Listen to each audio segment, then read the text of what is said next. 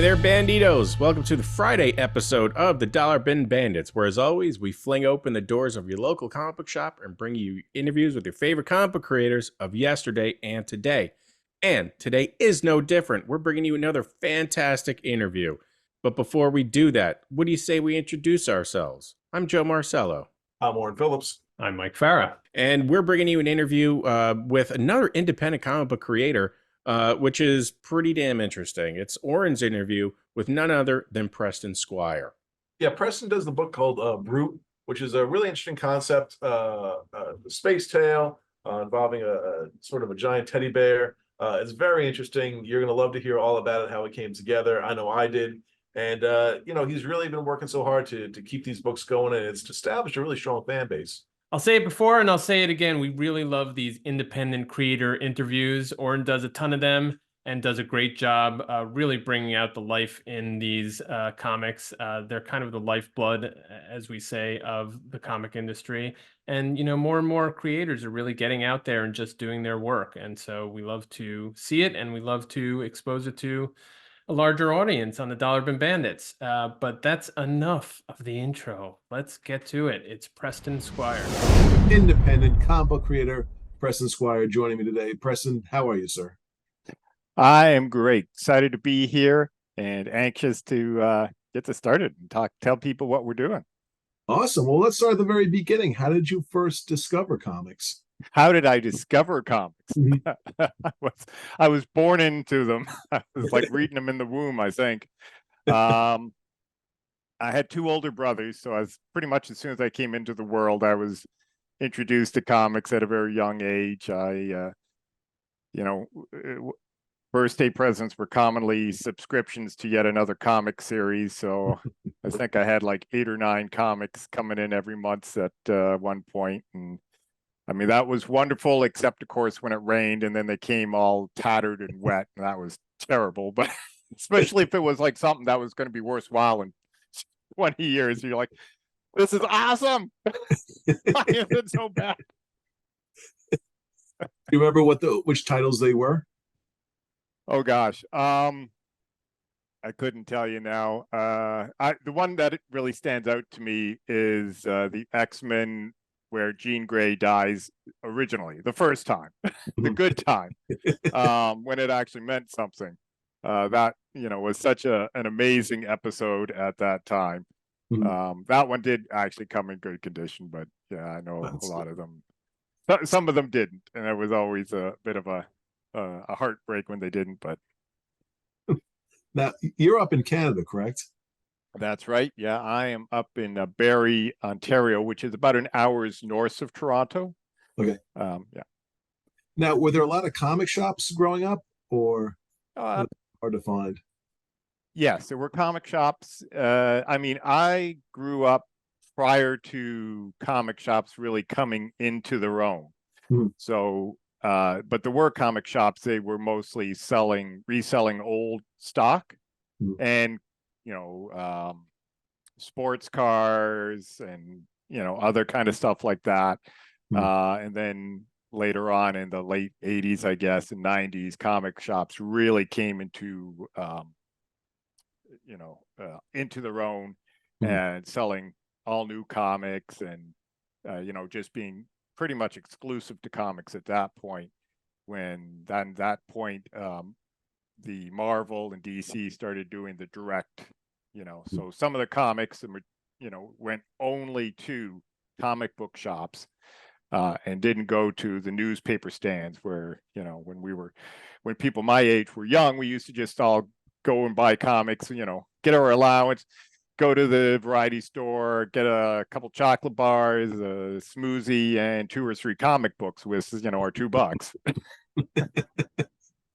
So at what point do you say, maybe this is a profession or something I'd like to get myself involved in? Always. As a kid, I always wanted to write comics. And Owen Keenan, who is the artist that I'm working with, he was, we went to high school together. And in high school, like, he was drawing comics and I was drawing and writing comics. And we were like, we're going to make comics together one day. you know, it's like you tend to do at that age, right? But now we are, which is amazing. That's such an amazing, you know, turnaround that so many years later we actually made it happen. What is it about Owen's work that you think blends so well with your writing? Well, what I like about Owen's work, and you know, I call him Mr. Disney because he's draws with a bit of whimsical style to it. Mhm. He does this kind of, it's almost cartoonish kind of look. So it's not manga, and it's not like, you know, cartoon, but it's not ultra realistic either, Mhm. which is nice because for various reasons. One, I can actually lean a little bit darker because the art color balances it out. And also because the main characters of the story are a girl named Rose and her companion Brute, who just toughest guy in the galaxy, literally the strongest, toughest, most, you know, fearsome hombre you're going to meet, but just coincidentally looks like a teddy bear. Yeah. So, when those are your main characters, it's like, you know, we're going to have kids reading this, so we want to, you know, we're writing for adults. It's the themes are mature, but we do keep it to a level that it's accessible for kids, so kids can read it and enjoy it, and they'll, you know, enjoy all the action and some of the humor. You know, but adults will get some of the stuff at a completely different level, and that's all good. I want to dive into Brute in a moment, but I just want to talk just generally right now about the independent comic scene, you know, with things like Kickstarter and all these things coming up, and a lot more, you know, people are putting out their own comics. How do you think, how does one stand out in a crowded field of this independent comic scene that we have now? Yeah, that's the $1 million question. And if you figured it out, you now have $1 million. But that is the trick. And I think for you know, I can only speak for ourselves, and we just did a Kickstarter earlier this year, which got funded and, you know, enabled us to get the next issue out. So Kickstarter is a great way for independent artists, you know, creators to get their books out, you know, if you have a bit of a following to begin with. If you don't have any kind of following, yeah, it's very hard to even kickstart your Kickstarter. You don't have anybody to get it going in the first place, to get it noticed. But for ourselves, I think, you know, we're doing something different. And I think it's, you know, fortunately kind of timely for us because we're not doing superheroes. The characters that we're writing about aren't heroic per se. None of them are doing the right things because it's the right thing to do, right? They all intend to do the right thing. They're all well-meaning, but they're not necessarily doing it for the right reason or in the right way with the right motives. You know, it's just like real people, right? I mean, let's be honest. Nobody puts on a pair of tights and goes out and fights crime. Like, nobody does that. Even if you had superpowers, unless you're like nigh invulnerable, you're not going to go do that because you're going to get shot. Do you think there is a growing market for people who want, like you're just saying, not the traditional superhero books? They want to read stories about, you know, real people or different takes on different genres.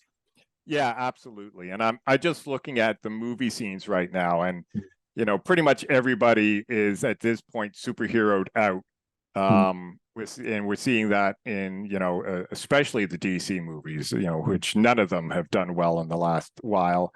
And, you know, even the Marvel movies, you know, people, there's just superhero fatigue. And we're seeing non-superhero movies, which have been struggling for the last few years, now doing very, very well. With the Top Gun, you know, which did exceptionally well, and some of the movies that this Barbie, you know, and non-superhero fare is now suddenly, you know, doing better than they have been in the last few years, and superhero movies are faring worse. So absolutely, I think we've just, and in the comics, it's the same thing too. There's a lot of independent creators doing things other than superheroes, but there's still a ton doing superheroes. And that's really hard, because if I want to read about a superhero, why wouldn't I just get Iron Man, Spider-Man, Batman, like something I know is good. It's, why am I gonna? You got to have a really good hook for me to go and pick up your superhero story, Right. Now, do you work a lot of the Comic Cons and going to comic shops to try to drum up interest in the books? Yeah, I go to what I've been doing recently is I did start off at like the big ones, but they're very expensive. It's very expensive to go to the big Comic Cons, and very hard to get people as an independent to stop and look at what you're doing. Because there's so much going on. And I found that when I was there, I had to be kind of like a carnival barker just to get people to come look at what I'm doing over here, and stop looking at those lightsabers over there, and don't talk to Neil Adams. Like, come on, this is where it's at. Come on, honest, trust me, buddy. It's hard at those big shows. So I've been going to like smaller comic conventions, and I do really, really well there because there's not so much going on, so people can come by and it's like, what are you doing? What's this about? And gives me a chance to tell them about what we're doing, and what it's about. And then, we'll get people are interested in it and they'll buy it, or at least they'll download the free issue. And just to give it a try, and that's all good. So that's what I've been doing mostly. And yeah, we're at this point, the next step that we're doing is we've got 4 books out now. And we're going to compile them into a graphic novel with some other content, and then I'm going to be like pushing that, because I think it's going to be easier to sell the graphic in a graphic novel format. Because what I've found is that, well, we grew up with comics like this. The younger generation, this isn't really a thing for them, right? It's like they'll go and buy a graphic novel and just get the entire story one time, right? The thought of, why am I buying $4 or $5 for a part of a story, and then I got to come back a whole month later and get another part? It's like, to them, it's like, in our streaming generation, it's like, this makes no sense whatsoever. It's like, yeah, I get it. So we've got a first story arc, so it's pretty much a complete story in itself. So we're just going to collect it, put it in a graphic novel, sell that on Amazon and in stores, bookstores, and stuff like that.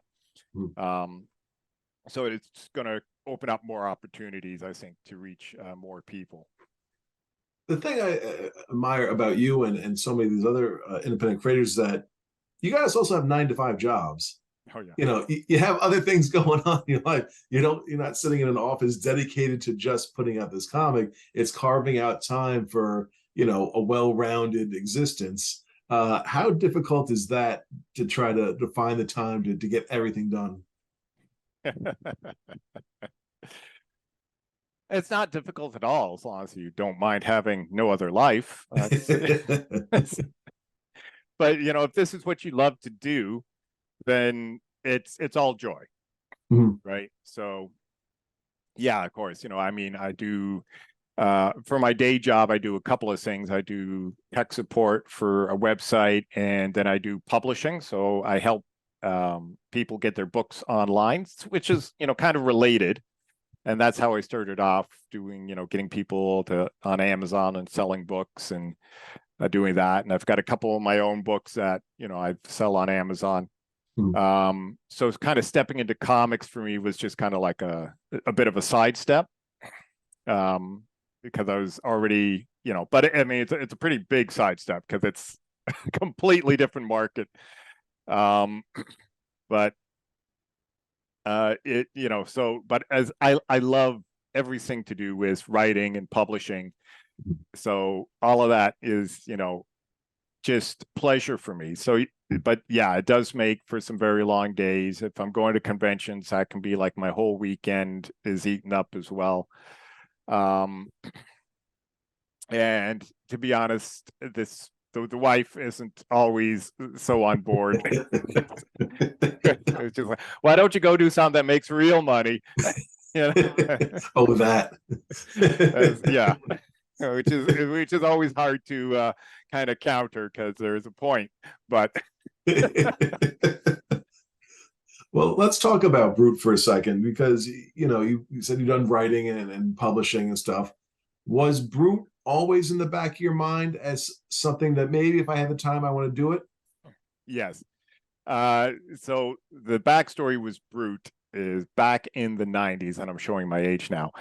Way back in the 90s, I was DMing 2 or 3 different groups in role-playing games. Mhm. And we didn't do much D&D. We mostly did like Marvel superheroes. Marvel superheroes had their own platform out at that time for that. And we didn't stick with Marvel very long. We created our own characters, and I had my own whole universe because I was writing comics, as a kid. So I'd already developed this entire universe. So, we were just in there doing that. And so pretty much all the characters in Brute now all came from that time. They either created them as a child, or I created them as NPCs for this RPG that I was running. And Brute in particular, Brute and Vanguard, who are 2 of the 3 main characters, I created to be competing interest to their characters. So not enemies per se, but another group that were after the same target they would have to contend with. And the genesis for Brute, you're right, this super tough guy who just looks like a teddy bear was, the strong guy's always the big huge guy in the group, right? So I wanted to play against that. So the big huge guy in the group, Brintax, who also appears in the city, is a pacifist. He's kind of like a cross between Friar Tuck, a Jedi Knight, and Ent. So he's got all these abilities, but he's a pacifist, and he doesn't want to use them aggressively. And this harmless-looking teddy bear-like guy is the one who's going to take you out. He's the one you got to be watching for, because he's the strongest guy there is.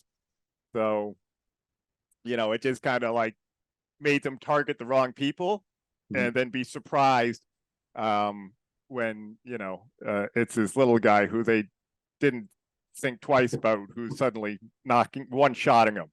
Yeah. As a writer, a couple questions here about you as a writer, but to begin with, how far ahead do you have a story arc planned for this book? Well, since I started back in the 90s, I've got, roughly 200 to 300 issue maxi series that I'm looking to tell. So I know the beginning, I know the end, I know the major beats in between. I have the next 4 issues completely written, the next 20 issues plotted out. So, for this in particular, well in advance, that's not necessarily typical. But it's just, I've had all of these ideas in my head for all these years. So once it finally got rolling, it's just like, right. I can't even wait to get them all out. Like I want to write more, but it's just kind of like, crazy, because it's like, how far ahead of the artist am I going to get? Right. How is it though? Because you are working on a with Kickstarter for these books. You have all these ideas. How do you not try to cram them all into what you have right now, just in case you have a problem getting the next book out? Yeah, Zack Snyder is a good reminder for me. Well played. Yeah, because that's what happens when you can't control that impulse, and you just try to cram all the good ideas into one thing, right? No, it's for me, what I've really learned is the character has to come first. And I think back being in the 90s when Image first came out, You know, this was the pinnacle, like the perfect example of this is you had all these series come out and like Youngblood, you know, and it's like this dynamic superhero group and there's all this action, but you didn't care because you had no idea who any of these characters were, right? It's like Rob Liefeld didn't stop to introduce anybody to you. They were just like this guy and this guy, you know, like this guy who looks like Shatterstar and this guy who looks like Cable and this guy and this guy and this guy, you know, and this guy named after Kirby, right? But it's like you didn't know who these people were, so you didn't care what happened to them, right? And the only one who really developed his character as a character was Todd McFarlane with Spawn, and of course his book is still going. You know, so it's like character has to come first, right? So you know, if you read Brute, like the first two issues, right? First issue is really just introducing Rose. And you know, Rose is the human in the group, and she is really the access point for the reader. You know, she's a lone human in this bizarre galaxy with all this crazy stuff happening, but she's also the heart and soul of the group that forms around these characters. So she's, you know, and this is why it took me so long to get Brute out too, because I was always trying to start with Brute, but to start off with, Brute's kind of an ass. He's really kind of an ass. He's got a short temper. He doesn't. He's has a very poor self-esteem. He's, you know, he means well. He's good-hearted, but he's just kind of rough and not that likable until you get to know him. So it was hard to start with him. And then I finally started with Rose. And it's like, let's tell Rose, right? And you love Rose. You can't help but love Rose because she's just a broken but genuine person who you want to see succeed, right? You know, she's got issues. She's got major trust issues because so many bad things have happened to her. But she keeps picking herself back up and going at it. And you know, she's strong-willed and strong-headed, and you know, because she's got trust issues, she doesn't really trust people, so she'll try to do things on her own when she really shouldn't. You know, but you feel like you know this person and you want to see them succeed, and because you care about her, then you're invested in what's happening. So then when the action does break out, it's meaningful to you. Right, because you want to see them succeed. You know, you don't want to see them fail, and bad things happen to them because you're invested in who they are and what's happening.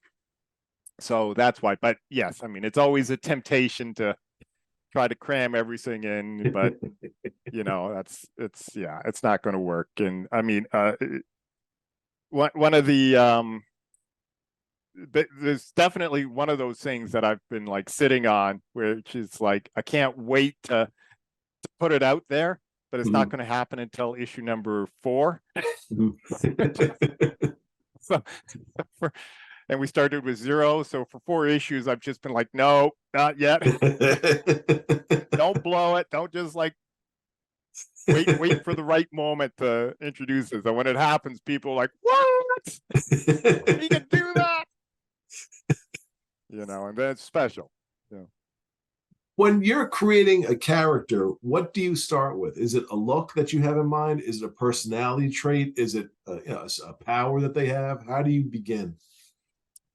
Great question. It depends. Mostly it begins with a concept. Most of them begin with a concept. And, you know, because this is a sci-fi, a lot of the characters begin with, well, what if da-da-da, you know, and then I just kind of like play with that idea for a while, and you know, it eventually forms into a character. You know, so I mean, one of the more, this guy here is like a crystal guy, so you know, it's like some science show I'm hearing is like most life form is carbon based, but the silicon could conceivably, you know, create life. And it's like, well, what would that look like? And then it's just, and then how would it work? How would they talk, right? How would they, communicate? And, would they, so then I just start playing with all these ideas, and also, doing things like upending expectations, doing things that people wouldn't expect. One of the things that I try to do when I'm creating new races is I look at nature. And one of the things that like you see in every sci-fi, virtually every sci-fi ever, with few exceptions, is that every race is basically human, right? Whether it's Star Trek or Star Wars or, what have you. But if you look at nature, right, walking around on 2 feet is really the exception to the rule. Like almost, there's humans and a few flightless birds and, a handful of other things, and that's it. Kangaroos, it's like there's not many things that are bipedal. So why would every race in the universe be bipedal? It wouldn't make any sense whatsoever, right? So I play a lot with that. So a lot of the races have, 4 legs or 6 legs or 100 legs or no legs at all, or, so if it ever gets made into like a movie or a video game, some people are going to cuss me out because it's going to make so much extra work for them. But it really creates a unique universe that's unlike anything else that's out there. So concept is, some concepts, usually how it starts, whether that is scientific or, relationship wise, like one of the characters who won't get introduced for a while, but one of the characters is like, just a concept that, well, what if your whole family died and it was your fault? Okay. Like, what does that do to you as a human being? Like, how do you live with yourself after that? Okay. And even Vanguard, he's like practical genius. So this guy can like figure himself out of so many situations, but he's impulsive as all heck. And his impulsiveness got his when he was in the military, got his platoon wiped out because he made an impulsive decision without following orders, without taking the full, a view of what's happening, just confident, cocky, overconfident in his own abilities. Now he's got to live with that. Right. And he's got to come back from that somehow. And this is what's driving him, is somehow he's got to come back from that, because he's not the type of person to live there in that regret and want that to define him. But until he does something, that is his defining story. Right. And so that's what's driving him. But then he's just kind of repeating the same mistake. He's still impulsive and overconfident and just and trying to take on some big job that's going to make a name for himself without fully conceiving what that's going to entail. Well, I just find that so interesting, because what you just described, I mean, in reality, it's a very heavy concept. Yes. And you've mentioned before that you were writing books that adults and kids can both get into. Yeah. How do you take heavy concepts like that and kind of put it out there in a way that adults aren't like, oh, why are you watering it down? And kids aren't like, oh my gosh, like this is, a lot for me. Yeah. And it's a great question. And as an aside here, I'm working with Children's Aid to write a book for children about being abused. Okay. So that's like, how do I write this for kids? Right. When it's such a heavy concept. But as far as Brute goes, I'm taking my time with it, right? It's not, I don't have to like just boom, here's everything. So I can just tell these stories bit by bit, right? So give them a little bit here and a little bit here and a little bit here, right? And the adults are going to piece it together quicker because, you know, adults are used to broken people. Adults know what it means to be a broken person and what causes that trauma, stuff like that. And children don't have that insight. They just don't have that reference. Mm-hmm. But, you know, I'm pretty confident over time, a lot of the kids will start piecing things together as well. Right. But yeah, that's how I'm doing it is, yeah, I don't have to tell them this whole horrible backstory all in one go. I can just tell a little bit here and a little bit there and a little bit here, you know, and as it kind of comes out, you really start to understand why this character is the way they are. Makes sense. Now, when you're writing, how do you, because I speak to a lot of different writers, and it seems like, you know, you're putting a story together and then suddenly you're like, oh, you know what, this might be a good spin-off, or ooh, you know, maybe if I go back to this character. How do you sort of stay on target and stay focused? Because I mean, you said you have 200 issues ready to go. Yeah. How do you stay focused on hitting each issue with what you want it to be?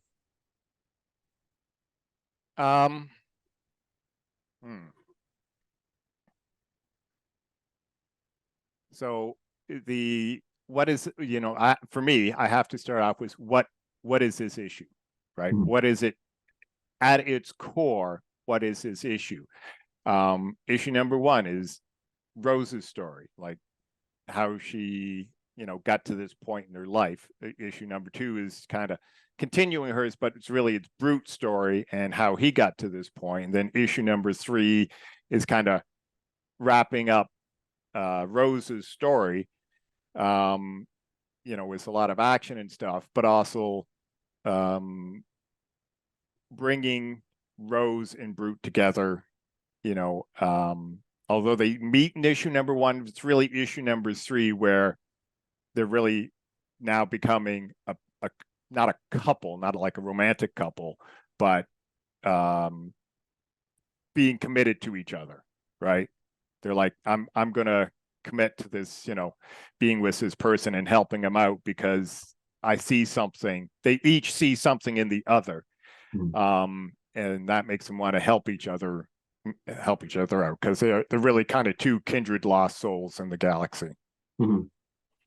So I think, you know, if you know what this issue is, what is the story that you're trying to tell with it, then, you know, it kind of helps you to, you know, not bring in all these other things which are cool and awesome and you really want to tell. You know, it's like, does this serve this story, right? Because this is, right, it's got to serve the story. Anything that doesn't serve the story should be cut.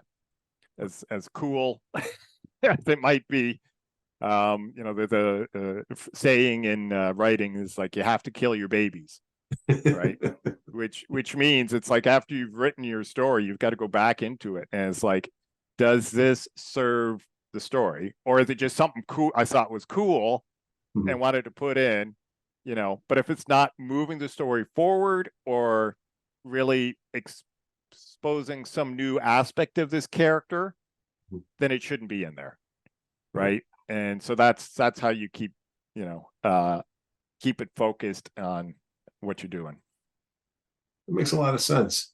Now, is Brute your sole focus, or can you see yourself maybe doing a one-off of a different kind of book, or doing, you know, maybe starting a different series, or is Brute your bread and butter? This is what you want to be doing.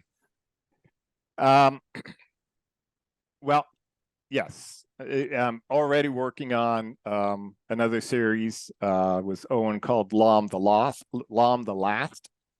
which is a really sweet story about completely different here, teenage Neanderthal who's the last of his kind. So he's having to learn how to live with the world now populated by the more advanced Homo sapiens who use tools and talk to each other with these sounds. And, you know, he's got to survive in this somehow. And he befriends a couple of, you know, people. And, you know, so it's really kind of a sweet story about this, you know, again, kind-hearted Neanderthal who's just trying to survive in a world that's moved past him and his kind. Mhm. So it's a really, really kind of cool story. So we're doing that.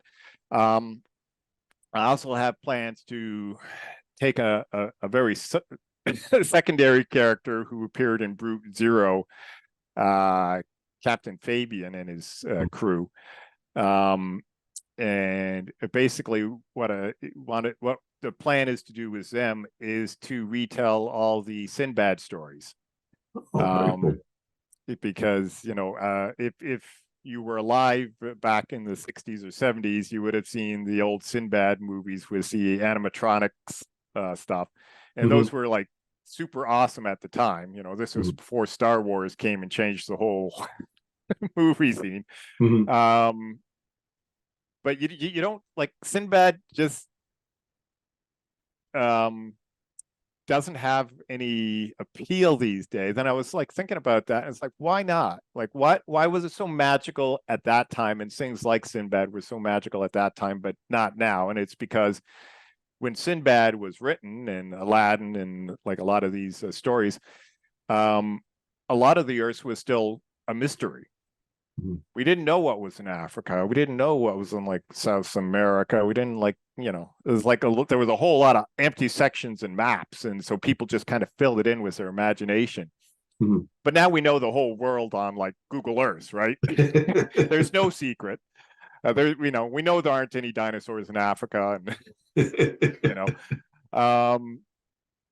so.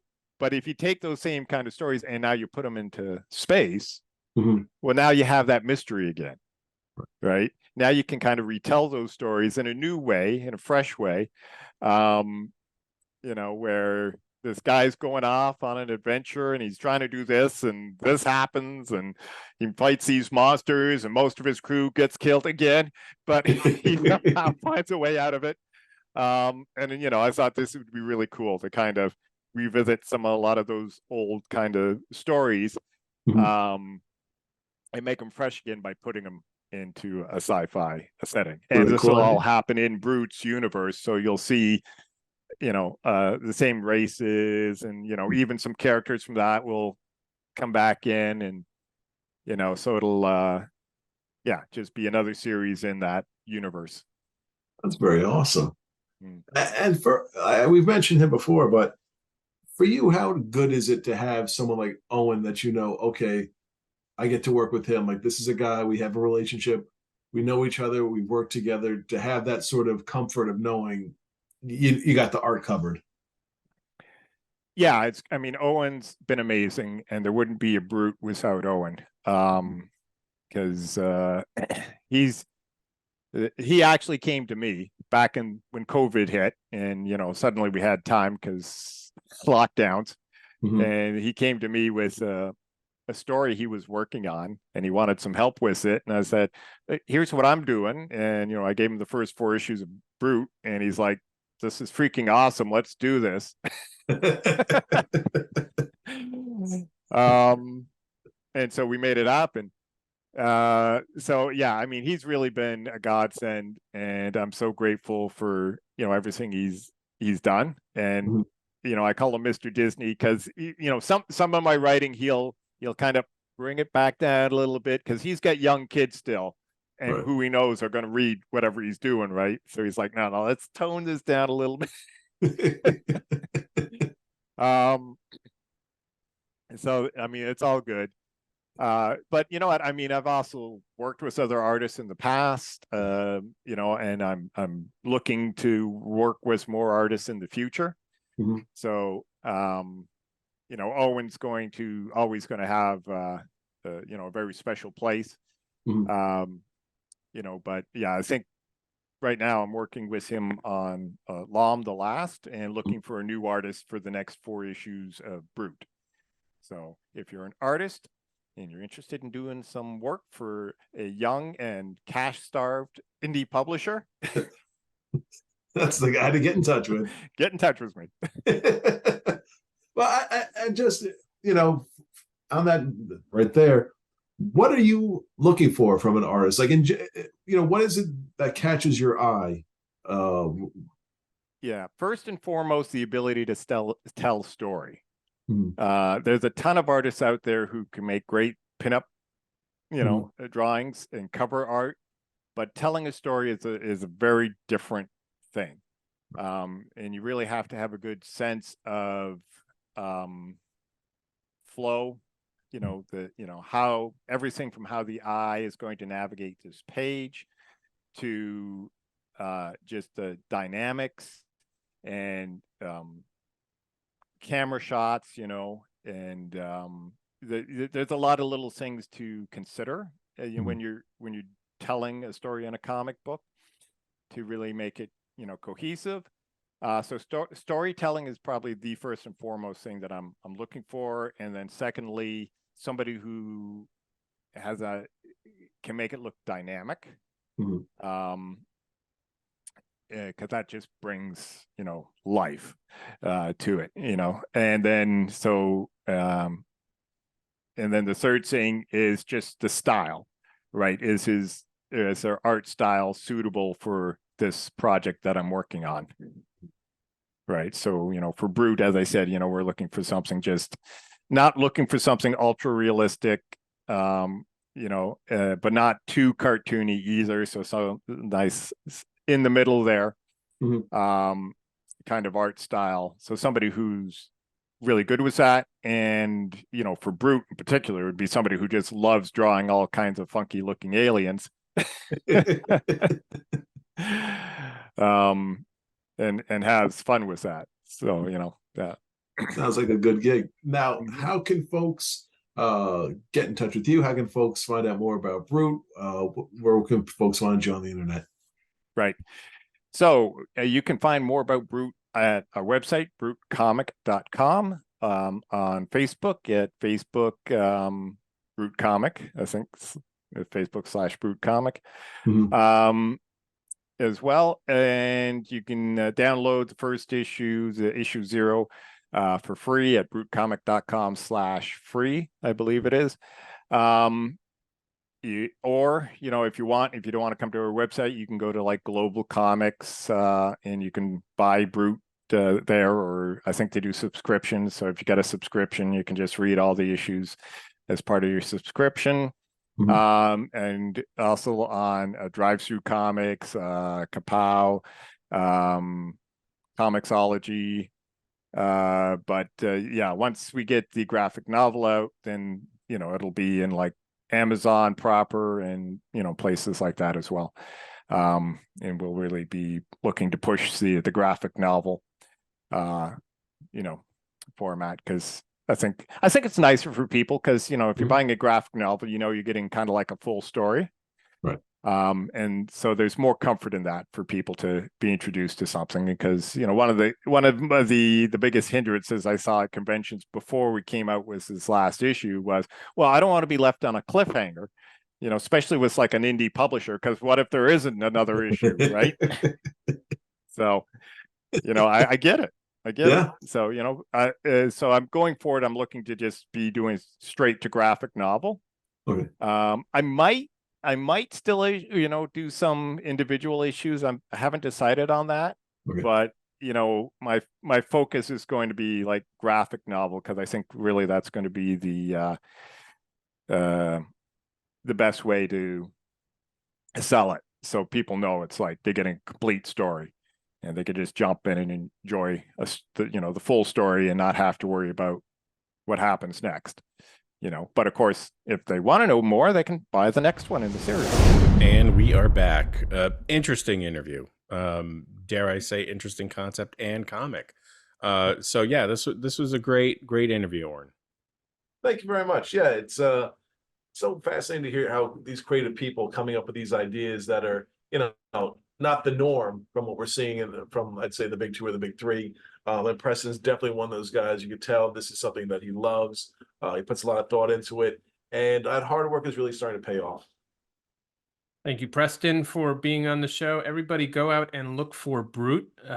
More content coming on that title, and really sounds just like we've been saying, a very fascinating, interesting, offbeat tale. But that'll do it for this episode of the Dollar Bin Bandits. Please remember to rate, review, and subscribe, and we will see you next issue. Thanks.